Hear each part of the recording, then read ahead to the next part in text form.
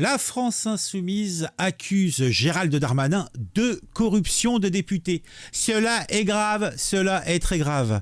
La chef des députés les filles, Mathilde Panot, y a pas de Panot, a saisi la justice sur des faits pouvant s'apparenter à de la corruption d'élus par notre ministre de l'Intérieur, Gérald Darmanin, afin d'obtenir le vote de députés en faveur de son texte sur l'immigration.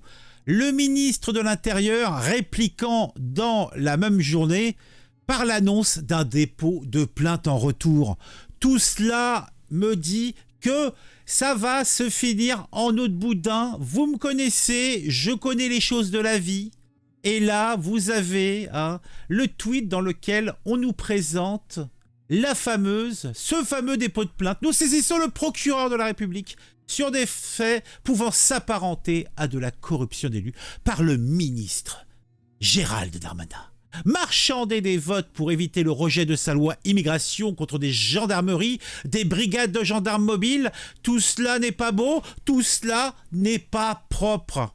Ces faits, s'ils sont avérés, sont une atteinte grave à l'exercice de la démocratie. On va lire un petit peu ce qui se dit sur le sujet, car effectivement, c'est grave, c'est très grave.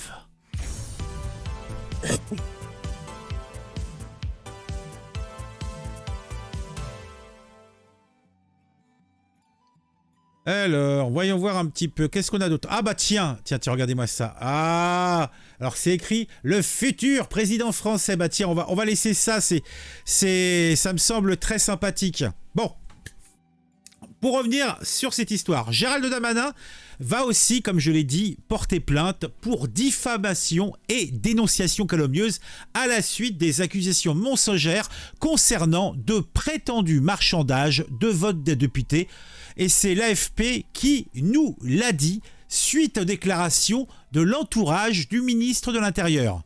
Une rédaction, ou plutôt la rédaction de la plainte était en cours d'écriture hier soir. Donc, je pense qu'elle est maintenant déposée sur le bureau du procureur de la République, là encore. De son côté, la présidente des députés de LFI avait annoncé, comme je vous l'ai précisé, quelques heures plus tôt, qu'elle avait saisi de son côté la procureure de la République sur des faits pouvant s'apparenter à de la corruption d'élus par le ministre Gérald Darmanin. Puisque, effectivement, marchander des votes, c'est vraiment pas très clair. De son côté, le député PS Philippe Brun a fait une petite déclaration ici. Il a ainsi relaté à quelques médias, dont l'AFP, avoir été contacté par le directeur de cabinet. Elle était pas belle, la Panot. Ah, par contre, ça y est, avec l'extrême droite, pour refuser de débattre d'une loi, ça passe. Oh là là. Ouais, c'est le truc des macronistes. Hein. Le fait que le RN et la LFI, la NUPES plus globalement, aient voté pour le rejet de la loi, ça les... Ah, j'en peux plus. Perdu, j'en peux plus. Oui, je vous parlais donc de Philippe Brun, qui a relaté qu'il avait été contacté par le directeur de cabinet du ministre de l'Intérieur, qui lui a annoncé, le confondant avec son homonyme les Républicains, Fabrice Brun, que la demande de brigade de gendarmerie qu'il avait formulée pour une commune de sa circonscription était acceptée, ajoutant « Vous savez ce que le ministre attend de vous ». Dans son courrier à la procureure, Mathilde Panot fait état d'un article de Paris Match évoquant 3 députés LR approchés par le ministre de l'Intérieur. On aimerait bien entendre ces fameux députés les Républicains, cela serait intéressant. Interrogé par l'AFP, par Beauvau a souligné que le cabinet du ministre avait l'habitude de répondre aux demandes des parlementaires, comme ce fut le cas pour le député Fabrice Brun au sujet de sa brigade de gendarmerie. Mais le projet a été remonté en juillet 2023, formellement validé en octobre 2023. Et ce n'est donc pas à l'occasion des débats parlementaires sur l'immigration que la décision a été prise, mais plusieurs mois avant. Donc d'ailleurs, on voit des choses plutôt intéressantes. Dans les jours précédant le vote de la motion, il n'avait pas ménagé ses efforts, enchaînant les tête-à-tête, laissant son cabinet le soin d'appeler individuellement des députés LR, leur promettant ici ou là une brigade de gendarmerie, quitte à confondre les élus. Donc on fait ce que je vous ai dit, voilà, pour résumer. Vent sectaire sur le mouvement. 4 élus LFI claquent la porte du parti à Lyon. Oh, tout cela n'est pas beau, tout cela n'est pas propre. Mais ce n'est pas le sujet. Qu'est-ce que j'ai... Voilà.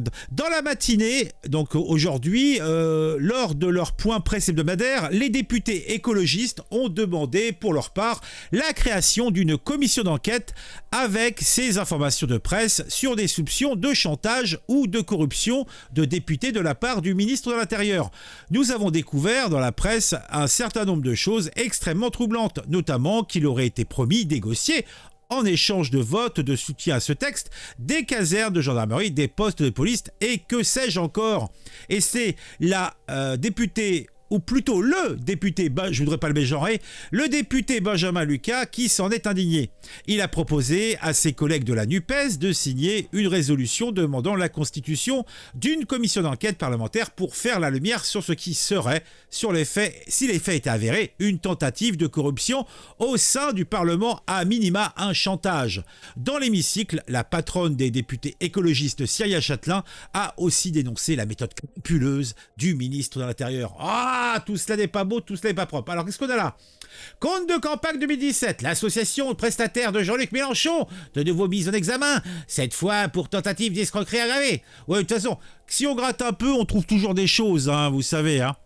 Donc, qu'est-ce qu'elle nous disait, la mère Cyria Châtelain? Attendez, on va écouter. Les écologistes sont fiers d'avoir porté une motion de rejet contre un texte qui affaiblissait les droits des étrangers et reprenait les obsessions identitaires de l'extrême droite. Les écologistes sont fiers d'avoir porté une motion de rejet contre un texte qui voulait restreindre les titres de séjour pour les étrangers malades et durcir les conditions d'accueil pour les étudiants et celles du regroupement familial. Un texte pour lequel votre ministre de l'Intérieur était prêt à tout, à faire du pied aux députés du Rassemblement national, méthode qu'il connaît bien. Des députés d'extrême droite qui ont d'ailleurs apprécié son ouverture sur la modification de la Constitution. À promettre hier après-midi dans cet hémicycle le durcissement du texte avec le retour du délit de séjour irrégulier et un nouveau recul sur la régularisation des travailleurs sans papier. Les manœuvres n'ont pas suffi. Votre texte a été démocratiquement rejeté. Mais que dire des méthodes crapuleuses de votre ministre de l'Intérieur? Votre ministre de l'Intérieur qui a tenté de marchander les votes des parlementaires contre des gendarmeries. À comble pour un ministre qui se dit attaché à la sécurité. Votre ministre de l'Intérieur qui s'est vanté ici de ficher les députés du groupe LR qui demandent des régularisations. Pourquoi, si ce n'est pour faire du chantage? Madame la Première ministre, une alternative s'ouvre à vous. Retirez le texte ou acceptez que ce soit votre ministre de l'Intérieur qui dicte les méthodes et la ligne de votre gouvernement. Quel sera votre choix? Donc, c'était Cyria Châtelain, la chef des écologistes, dans l'hémicycle. Tout cela ne me fait point plaisir, vous en conviendrez. En tout cas, c'est des bruits de couloir. Des deux côtés, on dit non, c'est pas vrai, ou si tu l'as fait, est-ce qu'il y aura des preuves? Le seul moyen d'en avoir, ça serait que les députés LR crachent le morceau, mais est-ce qu'ils y ont intérêt? Je ne sais pas. Mais en tout cas, tout cela ne me plaît guère. Tiens, Chirikou, qu'est-ce qu'a dit Chirikou? En parlant de corruption, où en est l'affaire Chirikou? Bon, Chikirou plutôt. Ben oui, il n'y a pas de panneau. Ah tiens, regarde, il est bien celui-là, attendez. Il n'y a pas de panneau. Bah en fait, c'est ce qu'a dit, mais là, c'est pas la version avec le son. Qu'est-ce qu'on a d'autre? RN et les filles, les nouvelles copines. Ah. Alors, qu'est-ce qu'on a d'autre? Bon, bah, je crois qu'on a fait le tour. Hein. Moi, ça m'a un petit peu fait sourire, donc j'ai voulu vous en parler, mais il n'y a pas grand-chose. Hein, il n'y a pas grand-chose. On n'a pas d'éléments probants. Donc, je pense pas que ça va aller bien loin. Mais je voulais vous tenir au courant du truc. Allez, on se retrouve très vite pour une vidéo sur un sujet qui m'aura intéressé et qui, je l'espère, vous intéressera aussi. Je vous invite à mettre un j'aime, à mettre un commentaire, à partager sur vos réseaux sociaux. Et si ce n'est pas encore fait, abonnez-vous. Eh oui, abonnez-vous.